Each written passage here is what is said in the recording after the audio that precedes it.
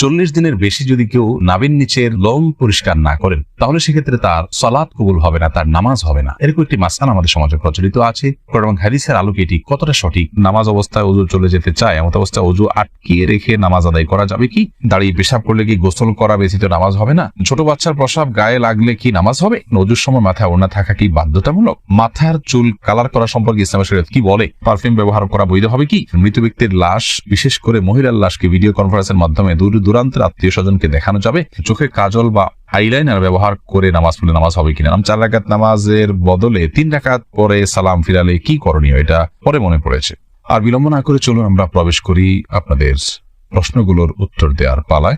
Angel Rumi আপনি লিখেছেন, চোখে কাজল বা আইলাইনার ব্যবহার করে নামাজ পড়লে নামাজ হবে কিনা? নামাজ হয়ে যাবে।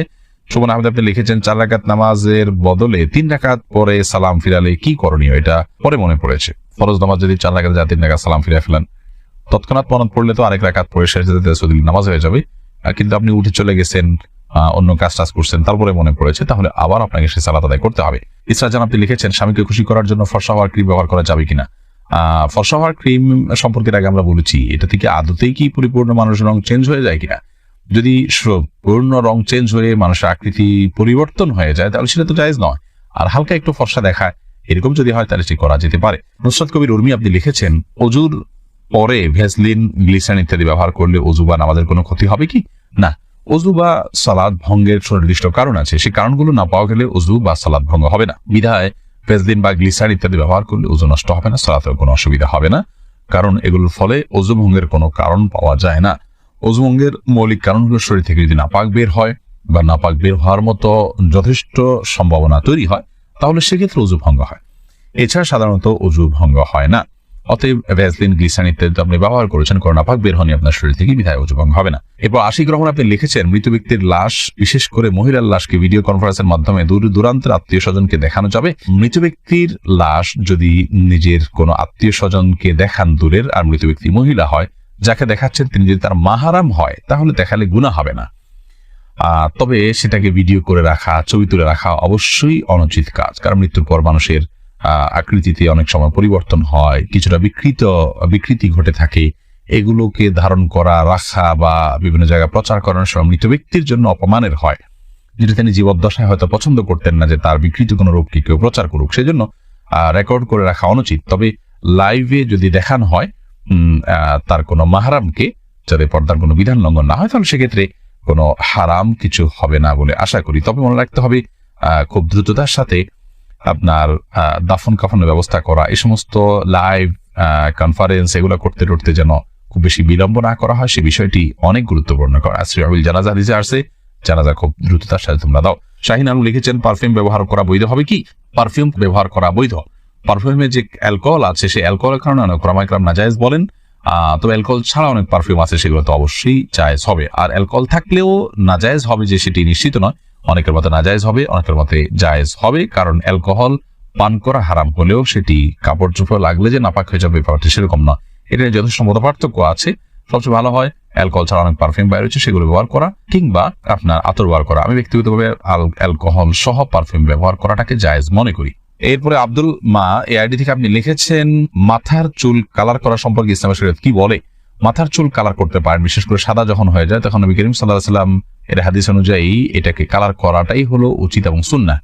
তিনি বলেছেন, ইহুদিরা সাদা চুল রাখে, তোমরা এটাকে কালার করবে, ওয়াজান্নিবু সাওয়াদ, তবে তোমরা কালো কালার থেকে বিরত থাকবে। অতএব মেহেদি বা এই জাতীয় কোনো ন্যাচারাল কোনো কিছু যদি আপনি কালার করতে পারেন সেটা সুন্নাহ।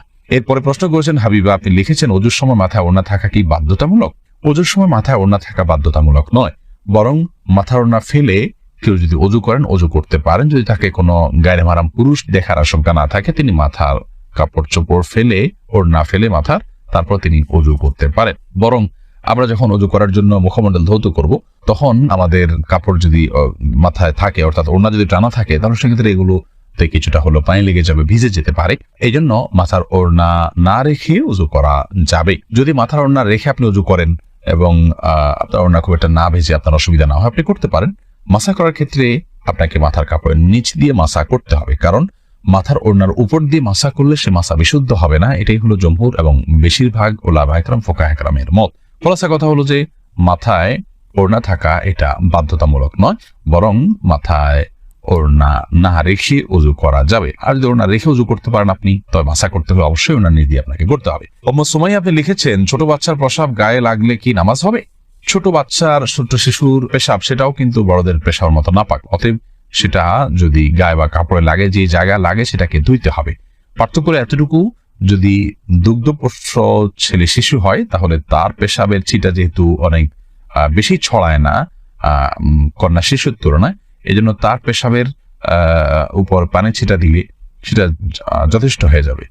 আর কন্যা শিশু যদি হয়, সেটা যেহেতু তার পেশাব যেহেতু একটু ছড়ানোর আশঙ্কা বেশি থাকে, এবং আরো নানা কারণে, অনেক কারণ এবং রহস্য আছে যেগুলো আমরা জানি না, তো সেগুলোর ভিত্তিতে কন্যা শিশু হলে, সেই দুগ্ধপোষ্য হলেও যে জায়গায় লাগবে তার পেশাব, সেই জায়গাটা কাপড়ের জাস্ট ওই অংশটুকু ধুয়ে নিলে পাক হয়ে যাবে।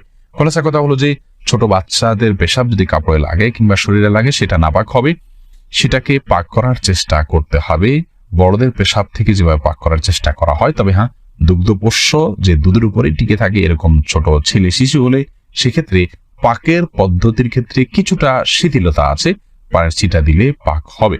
তবে সেক্ষেত্রে ধুয়ে ফেলাটাই হলো সংশয় মুক্ত। বিশেষ করে আপনার অনেক সময় খুঁতখুঁতির স্বভাব থাকে অনেকের মধ্যে সন্দেহ থাকে, মনের প্রশান্তির জন্য পুরোটা ধুয়ে ফেললে সেটা অবশ্যই উত্তম এবং ভালো, কারণ পেশাব থেকে পরিচ্ছন্ন থাকা নির্দেশনা হাদিসে রয়েছে। মোহাম্মদ আরাদ আব্দুল্লাহ আপনি জানতে চেয়েছেন, দাঁড়িয়ে পেশাব করলে কি গোসল করা ব্যতীত নামাজ হবে না? দাঁড়িয়ে পেশাব করলে যে গোসল করতে হবে এমনটি বাধ্যতামূলক নয়, বরং দাঁড়িয়ে পেশাব করার পরও আপনি গোসল ছাড়া নামাজ আদায় করতে পারেন। দাঁড়িয়ে পেশাব করতে গেলে যদি আপনার শরীরে কোথাও ছিটে ফোঁটা লাগে বা পেশাব লেগে যায়, সেই জায়গাটা আপনি ধুয়ে ফেলবেন, ধুয়ে আপনি সালাত আদায় করতে পারবেন।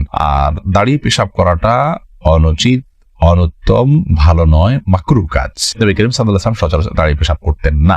40 দিনের বেশি যদি কেউ নাভির নিচের লোম পরিষ্কার না করেন তাহলে সেক্ষেত্রে তার সালাত কবুল হবে না, তার নামাজ হবে না। এরকম একটি মাসআলা আমাদের সমাজে প্রচলিত আছে। কোরআন এবং হাদিসের আলোকে এটি কতটা সঠিক আমরা সে বিষয়ে জানার চেষ্টা করব। প্রথম কথা হলো, হাত পায়ের নখ ছোট করা, গোপ ছাটা ছোট করা, বগল এবং নাভির নিচের পশম পরিষ্কার করা, এটাকে চেঁচে ফেলা, এটি সকল নবী রাসূলগণের প্রতি আল্লাহ রাব্বুল আলামিনের পক্ষ থেকে আরোপিত কমন একটি বিধান ছিল।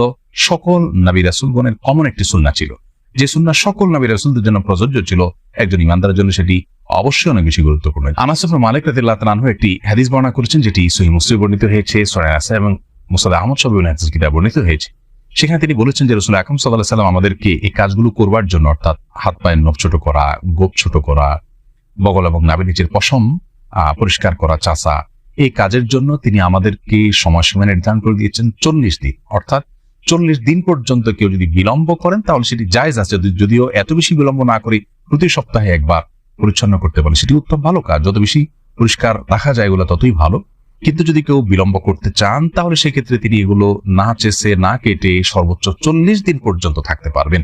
40 দিনের পর যদি তিনি না কেটে থাকেন তাহলে সেটি তার জন্য গুনাহের কারণ হবে, সে কারণে তিনি আল্লাহর কাছে পাপী হিসাবে বিবেচিত হবেন। কিন্তু এর কারণে তার সালাত হবে না, তার নামাজ কবুল হবে না, এরকম কোনো কথা হাদিসের কোথাও বলা হয়নি। সালাত বা নামাজ বিশুদ্ধ হওয়ার সম্পর্ক হলো সালাতের যে শর্ত আছে সেই শর্তগুলো তিনি সঠিকভাবে আদায় করেছেন কিনা এর উপর নির্ভর করে। যার কারণে সালাতের শর্ত যদি সঠিকভাবে আদায় করে থাকেন, ফরজগুলো সঠিকভাবে আদায় করে থাকেন, তাহলে সালাত বিশুদ্ধ হবে। যদিও তার নাভির নিচের লোম তিনি অপরিষ্কার রাখেন, নখ বড় রাখেন, এগুলো করা সত্ত্বেও তার সালাত আদায় হয়ে যাবে। কিন্তু এগুলোকে তিনি বড় রাখবার কারণে, ছোট না করার কারণে, সময়মতো না চাষবার কারণে, 40 দিনে বেশি অপরিচ্ছন্ন রাখবার কারণে তিনি একটি গুনাহে লিপ্ত হলেন, সেটি সম্পূর্ণ ভিন্ন বিষয়। আল্লাহ রাব্বুল আমাদের সকলকে সব ক্ষেত্রে রাসূল আকরাম সাল্লাল্লাহু আলাইহি ওয়াসাল্লামের সমস্ত দিক নির্দেশনাগুলোকে মেনে চলার তৌফিক দান করুন।